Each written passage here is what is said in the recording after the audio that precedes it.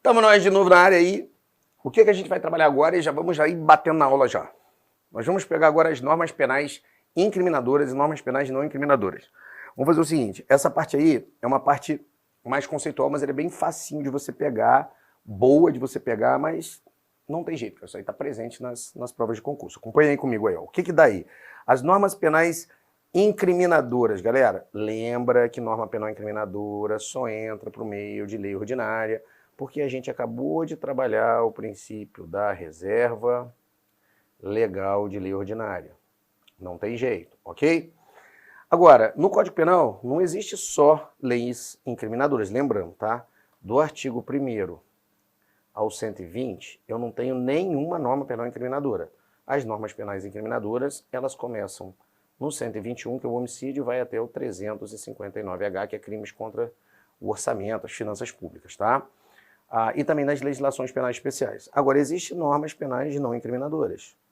O que são as normas penais não incriminadoras? Eu tenho as chamadas normas permissivas. O que é norma permissiva, Evandro? Por exemplo, uma legítima defesa, estado de necessidade, estrito cumprimento do dever legal e exercício regular de um direito, são normas penais permissivas. Ou seja, o que eu tenho na norma penal permissiva? Evandro, eu tenho o fato típico lá, homicídio. O cara entrou dentro da minha casa e eu estava lá com o meu armamento, um calibre 12 para proteção pessoal. O cara, como invadiu a minha casa e eu vi que ele estava com a arma na mão, ou mesmo sem arma, ninguém mandou ele invadir a tua casa, você foi e deu um tiro no peito dele de calibre 12. Faz um buraco bonito, hein? O cara caiu. A pergunta é, você cometeu um fato típico? Cometeu. Você cometeu um crime. Homicídio, matou alguém. Mas a grande pergunta disso aí é, você vai responder pelo crime? Não, não vai. Por quê? Porque o Código Penal permite que você mate nessa situação. Porque você está abusando moderadamente para conter injusta agressão que era atual ou iminente a direito seu ou de outro. Então pode sim. Aí você vai ter também o estado de necessidade, a legítima defesa, o estrito cumprimento do dever legal e o exercício regular do direito. Você já reparou que numa luta de UFC, um tá dando porrada no outro, é chamado lesão corporal recíproca. Um abre o supercílio, o outro quebra o nariz, o outro quebra os dentes. Ou seja, na lesão corporal recíproca, um tá lesionando o outro, mas o Código Penal permite. São normas penais permissivas. Então elas não são incriminadoras, pelo contrário, elas tiram o crime. Existem as normas penais explicativas. Dá um exemplo, artigo 327 do Código Penal, que explica para você o que é funcionário público para fins penais. Aí a gente trabalha os crimes praticados por funcionário público contra a administração em geral e eu tenho que ter alguma norma que explica. E lá vai ter o funcionário público próprio e impróprio, ok? E o abolitio criminis também é uma norma penal não incriminadora. Por quê? Porque o abolitio criminis, ele retira uma conduta criminosa, que ele está previsto aqui, a gente vai trabalhar daqui a pouco, no artigo 2º do Código Penal. De acordo com o STF, o negócio é tão pró-ser humano que é possível, de acordo com o STF, inclusive, o abolitio criminis ser feito por meio de decreto. Lembra que o decreto pode ser derrubado, né? O presidente da República vai lá, solta um decreto e fala que a conduta de posse ilegal de arma de fogo de uso permitido não é mais crime. Pode ser feito isso? Pode, vai se dar o abolitio criminis. O decreto saiu, sancionou, vai ser abolitio criminis, só que vai ter que ser avaliado esse tipo por ser uma norma penal incriminadora e ela ser tão pesada, a gente vai ter que avaliar pela Câmara e pelo Senado. Aí pode ser que derrubem o decreto, mas que pode ser feito abolitio criminis, pode, sem problema nenhum, cair na tua prova, ok? Vamos prosseguir aí. Ó, essa daqui é basicamente uma revisãozinha para a gente poder prosseguir, mas o princípio da anterioridade, ele diz o seguinte, não há crime sem lei anterior que defina, não apenas sem prévia combinação legal. Lembra que eu tenho aqui o crime, que é conceito geral, que eu tenho o preceito primário é a conduta, não pode ser vaga e indeterminada, diferente das normas penais em branco. As normas penais em branco, elas são válidas, elas existem. Evandro, por que existe o nome de norma penal em branco heterogênica e homogênica? O mais comum é a heterogênica. Norma penal em branco é aquela que tem uma norma contida na lei e ela precisa de complemento para ser entendida. Por exemplo, a Lei 11.343 de 2006, que é a lei de entorpecente, eu tenho lá a palavra droga. Só que essa palavra droga tem que ser complementada. Porque o que é droga? Lembra, santo daime é droga? Cheiro da loló é droga? Maconha é droga? Cocaína é droga? Barbitúrico é droga? Qualquer coisa alucinógena é droga, eu preciso saber a classificação. Então ela é complementada por uma portaria. Mas olha que legal. Toda vez que eu tenho uma lei em sentido formal, lembra que a Lei 11.343 de 2006, que é a lei do tráfico de droga, é uma lei em sentido formal, é uma lei em sentido restrito, é uma lei que passou pela Câmara e pelo Senado, porque é crime, e para ser crime tem que ser lei em sentido formal para obedecer o princípio da reserva legal. Só que a droga, eu tenho essa lei sendo complementada por uma portaria.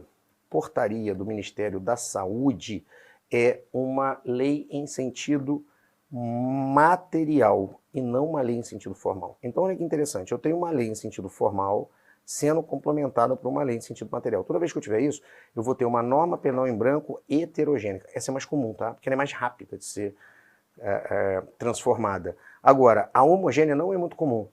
Você imagina se a droga fosse o crime de droga, de entorpecente, ele é uma lei em sentido formal. Imagina se ele tivesse ser complementado por outra lei em sentido formal. Lembra do exemplo? Que o cara é pego com uma substância que ninguém classifica como droga? E aí o que faz? Cara, você imagina se tivesse que passar pela Câmara, pelo Senado e para a mão do presidente, promulgar, sancionar e virar vacatio-legis para virar lei. Só a vacatio-legis é 45 dias. Então, para você ter uma noção, a pessoa ia ter aí pelo menos uns 6 meses para ficar fazendo comércio legal de algo psicotrópico, até ser complementado. Então, por isso que não é tão comum o homogêneo, mas você tem que saber os conceitos de heterogênico e homogênico, ou seja, heterogênico, complementado por fonte diversa da lei. Homogênea, complementada por fonte, pela mesma fonte de lei, ou seja, é lei formal ordinária sendo complementada por lei formal ordinária. Então eu tenho o preceito primário aí e também eu tenho que ter o preceito secundário. Bem, preceito secundário é a pena. Lembra, pena é reclusão ou detenção e pode ser complementada pela acessória de multa. Multa nunca isolada, isolada só na contravenção. Eu tenho o artigo 28, eu tinha falado do artigo 26, tá? Vou fazer uma correção aí, não é o 26, é o artigo 28 da lei, eu confundi. Artigo 28 da lei 11.343 de 2006, então não é o 26, vou até colocar aqui, ó. Falei 26, eu confundi aqui com a imputabilidade lá, acabei enrolando no artigo. Então é o 28. 28 é o artigo que diz sobre a posse e uso de entorpecentes para fins de uso pessoal. Esse aí continua criminalizado, mas foi despenalizado. Quem determinou isso é STF. Beleza? Nada mais aí do que a gente já tinha batido. Vamos prosseguir para a gente não perder tempo. E vamos falar um pouquinho da analogia. Olha que legal. O que é analogia? Eu tenho 2 tipos de analogia, galera. A analogia, eu tenho analogia in bonum e analogia in malam partem. E eu tenho a diferença de interpretação analógica. Antes disso, vamos vir fazer uma explicação aqui que vai ser bom para todo mundo essa explicação. Olha só. O que é analogia? Analogia é usar uma coisa que existe para uma situação fática, pegar uma situação que acabou de ocorrer e eu utilizo ela dentro de um estatuto do direito penal sem ter previsão legal. Ivana, mas não pode, porque o artigo 1º diz não há crime sem lei anterior que define, não apenas sem prévia combinação legal e tem que ter descrição certa e absoluta, eu sei. Mas quando for para beneficiar, pode, porque existem 2 tipos de analogia. Existe analogia para beneficiar e existe analogia para prejudicar. Se na sua prova perguntar se existem as duas, você vai falar que existe. Elas existem no Instituto do Código Penal. Existe a in bonum partem e existe a in malam partem. Só que o que acontece? A in malam partem existe, só que ela não pode ser utilizada. A in bonum partem pode ser utilizada. Dá um exemplo, Evandro, de analogia que eu uso uma coisa que não tem instituto legal, eu aplico ela. Olha só, existe o artigo 128, inciso 1 e 2 do Código Penal, que são chamadas formas de aborto permissivo. Olha que bacana. Eu vou dar um dado aqui que vai ajudar você pra caramba, até para uma questão de prova que é bem corriqueiro, que o pessoal confunde. Eu tinha antigamente o artigo 213 e o artigo 214, que tratava basicamente da mesma coisa, dos crimes contra a dignidade, os crimes sexuais, né, cara? Que aqui eu tenho, por exemplo, o estupro e eu tinha o atentado violento ao pudor. No crime de estupro, ele só funcionaria se fosse pênis e introdução na vagina. Aqui eu tinha que ter pênis, vagina. Cara, era uma comédia. Porque, por exemplo, tem crime tentado e crime consumado. Aí vinha autor e falava assim, mas e se o pênis não tiver ereto? Tipo, embicou, mas entortou, não entrou. É crime tentado. Para ser crime consumado, o pênis tem que ter introdução na vagina. Pô, era um sarro, cara. Mas só valia pênis na vagina. Pra você ter uma noção, é tão estranho que não valia vagina no pênis. Pô, Ivan, não tô entendendo. Cara, pênis na vagina é porque um homem estuprou o quê? Uma mulher. O que acontece se a mulher pegar uma arma e falar pro cara, fica de pau duro que eu vou te matar? Porra, é foda, né, cara? É foda. Eu, por exemplo, apontando arma ou não, eu fico sempre. Machos alfa não tem esse problema. Agora tem uns caras que vão ficar nervosos, não vão conseguir. Nem sem apontar arma consegue, filho da puta. Você imagina apontando arma. Aí a mulher apontava arma pro cara, eu tentava sempre entender como é que uma mulher conseguia fazer essa merda. Né? O que ela fazia? Ela pega uma arma e faz assim, ó, tô no espelho te olhando, se não botar aí eu te mato. Mas de qualquer... Ou botava o pé aqui em cima, né? Vai de frente é foda. Nunca consegui imaginar isso, ainda mais nervoso, aí não ia. Mas, se a mulher pegasse o cara e socasse a vagina dela no pênis do cara, bota o cara deitado lá, amarra ele. O negócio fica duro, ela pula em cima. Vagina no pênis. Infelizmente, eu tenho que ficar criando essa porra, porque pênis na vagina é tranquilo, né? Agora, e vagina no pênis? Olha que merda. Pênis na vagina era estupro. Vagina no pênis não era nem estupro, nem violento atentado ao pudor. Que merda que era isso? Constrangimento ilegal. Olha o Código Penal fazendo diferença entre homem e mulher. Ah, quer dizer que se eu botar o meu pinto dentro da vagina dela à força, é estupro.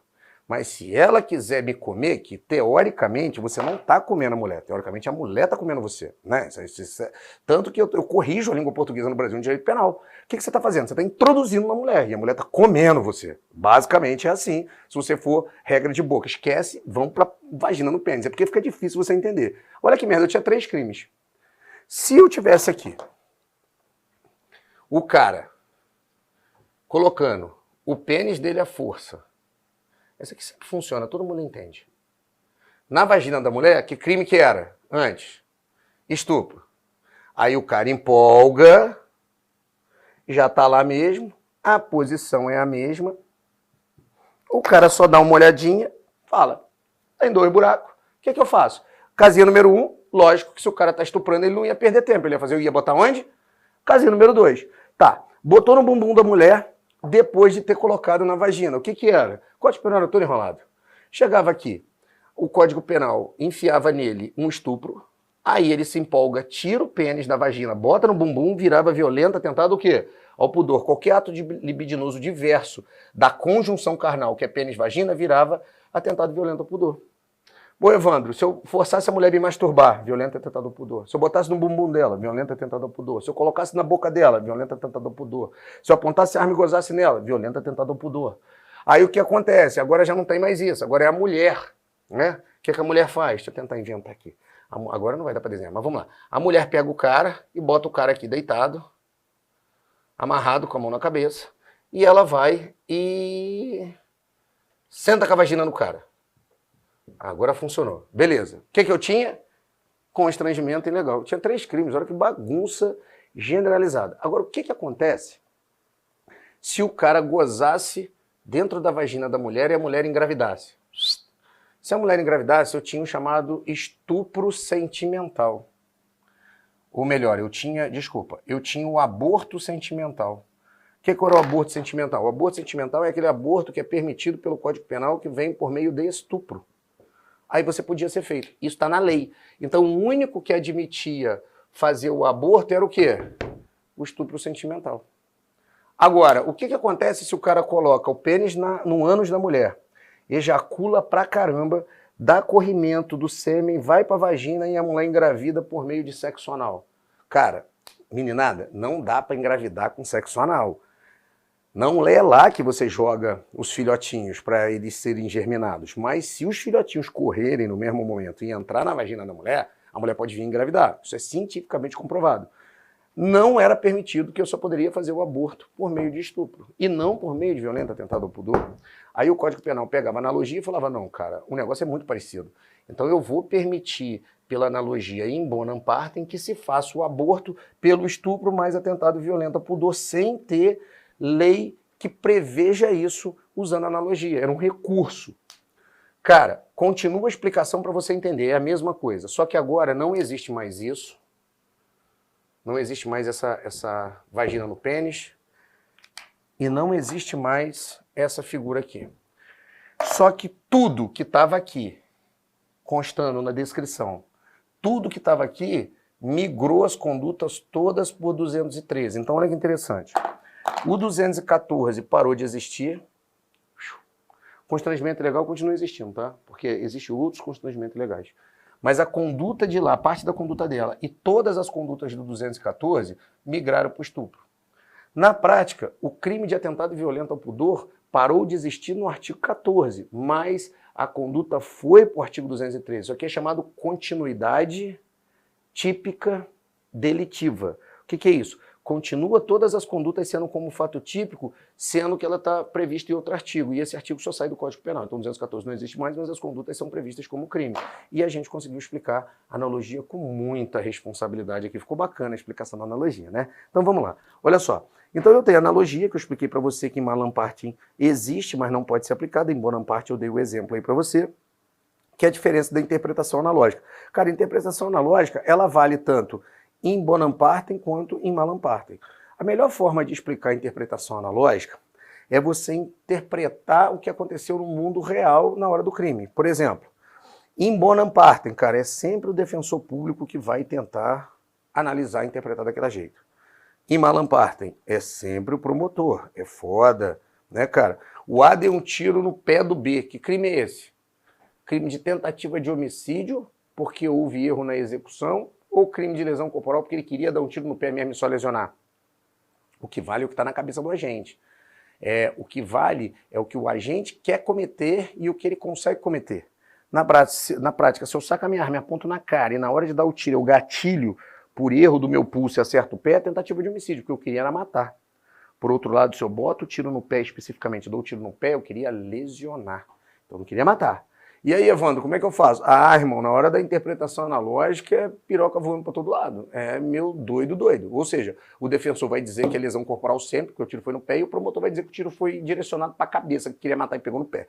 Então a interpretação analógica é de acordo a como o processo penal ele tem a sua persecução. Então é completamente diferente interpretação analógica de analogia. Então a analogia não vale ser aplicada em malum partem. Interpretação analógica vale ser aplicado em bonum e em malum partem, tá? Cara, a gente vai trabalhar uma coisa agora chamado conflito aparente de normas penais. Dá uma acompanhada aqui comigo, porque ela é um break, está no artigo 1º, a gente tem que trabalhar ela aqui. Olha só. O conflito ele é aparente de norma penal, porque é isso mesmo. Ele é só aparente. Na verdade, esse conflito não existe. Por quê? Porque ele é resolvido de acordo com o Código Penal por 4 princípios. Eu tenho o princípio da especialidade, o princípio da subsidiariedade, o princípio da consunção e o princípio da alternatividade. O que é o princípio da especialidade? Normas mais especializantes vão sobrepor sempre as normas menos especializantes. Por exemplo, artigo 121 é matar alguém. É alguém vivo que matou alguém vivo. Não é isso? Deu um tiro no B.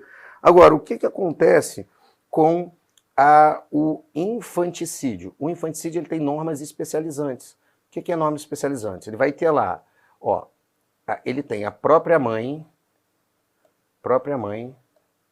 vai matar o próprio filho sobre o estado puerperal. Puerperal.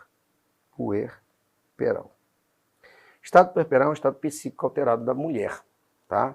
E eu tenho a mãe, eu tenho o filho e eu tenho um estado psíquico alterado. Só que na prática é a mesma coisa, porque assim, se uma mulher de 20 anos foi matar uma criança recém-nascida, ela comete homicídio. Lógico que é homicídio, inclusive, qualificado, porque por impossibilidade de resistência da vítima, meio cruel, insidioso, um monte de coisa. Agora, se uma mesma mulher de 20 anos matar um recém-nascido na mesma situação, as mesmas idades, só que pessoas diferentes, por que o segundo vai ser infanticídio e vai ser mais leve? Porque no segundo caso é uma mãe que matou o próprio filho e estava no estado puerperal pós-gravidez, que é o estado alterado psíquico. No primeiro caso que eu dei, era uma mulher qualquer que matou uma criança qualquer lá no berçário, por psicopatia. A psicopata vai responder por homicídio, por 121, parágrafo 2º, que é qualificado, e a mãe por ter esses especializantes. Então, na verdade, o conflito é só aparente. Porque quando você pega dois casos concretos, por que uma respondeu num crime e outra respondeu por outro? Por conta dos especializantes, tá? Então, princípio da especialidade. Princípio da subsidiariedade. Cara, você vai gravar o princípio da subsidiariedade como sendo chamado soldado de reserva. Eu tenho subsidiariedade expressa e subsidiariedade tácita. Cara, o mais clássico aqui é o seguinte, é quando a gente usa a lei 10.826 e a gente vai explicar aqui o disparo de arma de fogo, o artigo 15 do Código. Olha que interessante. Se eu sou um bandido e não tenho porte de arma e estou com uma calibre 40 na cintura, eu estou respondendo pelo artigo 16, que é posse ilegal de arma de fogo de uso restrito. Eu já estou respondendo pelo crime, que é bem grave, inclusive.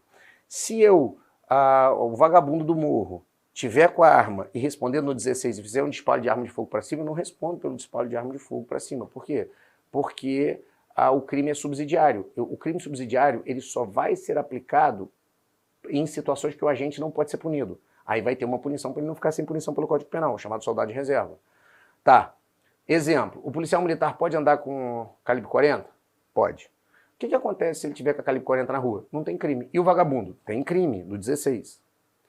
E se o policial apontar a arma para o alto e der um tiro em local habitado e suas adjacências? Para o policial não ficar sem punição, porque ele pode andar de arma, ele responde pelo 15.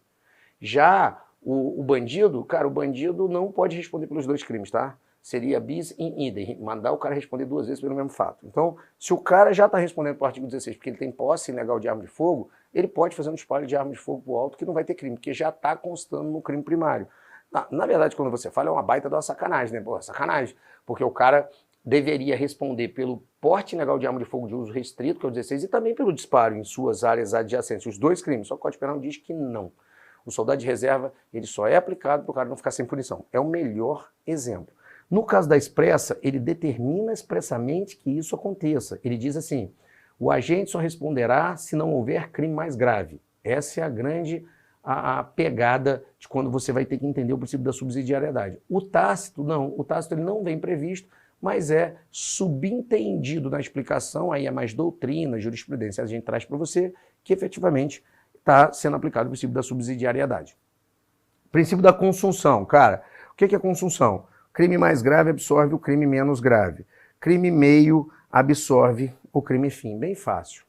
Me explica uma coisa. Para eu chegar e matar alguém, é muito difícil você conseguir matar alguém no susto, né? Você tem que saber que a pessoa tem um problema de pressão muito grave, você conta uma história com ela com a intenção de matar, a pessoa sobe os níveis e morre. E mesmo assim, ninguém vai querer aplicar para você um crime de homicídio nesse caso concreto. Para você matar alguém, você vai ter que encostar nesse alguém.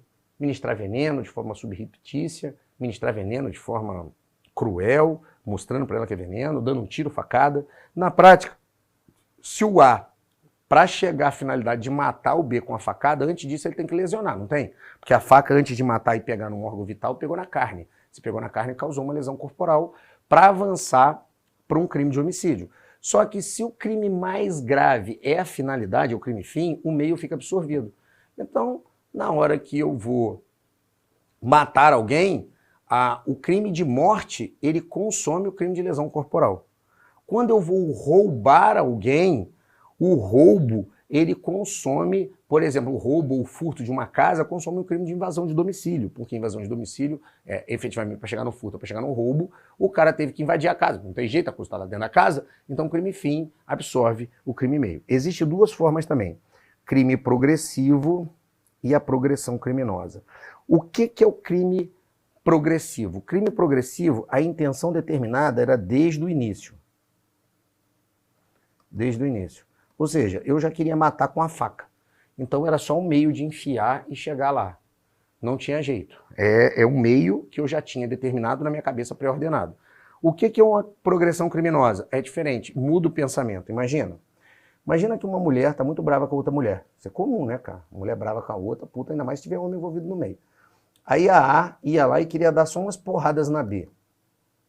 Só que ela começa a dar porrada na B e a B chama ela, você é corna mesmo, sua filha da puta e o caralho. Aí a A fica mais nervosa e no meio da agressão, que era a ideia universal, era só agredir, ela resolve tirar uma faca, ela muda o pensamento e esfaqueia B e mata B. O que vai acontecer? A lesão corporal que iniciou vai ser absorvida pelo homicídio de qualquer forma. Só que muda de crime progressivo para progressão criminosa é que no crime progressivo ela já tinha intenção de matar antes, na progressão criminosa não, ela tinha intenção de lesionar. No meio do caminho houve algum evento danoso, ela resolveu matar. E existe o princípio da alternatividade. O que é o princípio da alternatividade? São crimes chamados de ação múltipla ou conteúdo variado. Cara, são várias condutas dentro do mesmo crime que o agente pode cometer todas, que só vai ter crime único. Tá? Por exemplo, o mais clássico aqui é o artigo 33 da 11.343/2006. Crime de tráfico de drogas ou entorpecente. O que é isso aqui? Imagina o seguinte, lá no crime de tráfico está escrito assim, ó, crime de tráfico. Está escrito vender, transportar, ceder, ainda que gratuitamente, tá? E ter em depósito, várias condutas de tráfico de droga. Imagina o seguinte, que no dia 10, ó, o A no dia 10 vai no Paraguai e compra 10 quilos de cocaína. O que acontece? Ele acaba de importar, né, a droga, crime de tráfico.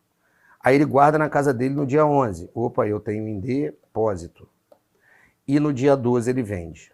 Começa a vender. Eu tenho venda. Eu tenho em 3 dias diferentes, sobre o mesmo produto de droga, 3 condutas determinadas. O que eu faço? Eu dou 3 crimes de tráfico no mesmo cara? Não.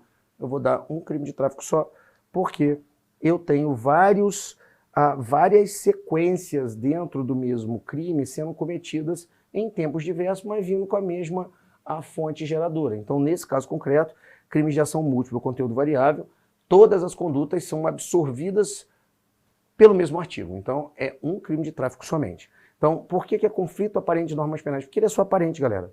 Porque o próprio Código Penal, eu já te falei, você fica em dúvida de um crime ou outro e o princípio resolve. Ah, será que uma mãe que...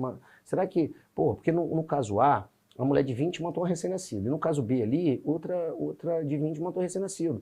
Por que uma respondeu pelo 121 e outra pelo 123? Estou em dúvida, porque o princípio da especialidade diz que se a norma é especializante, usa mais especializada.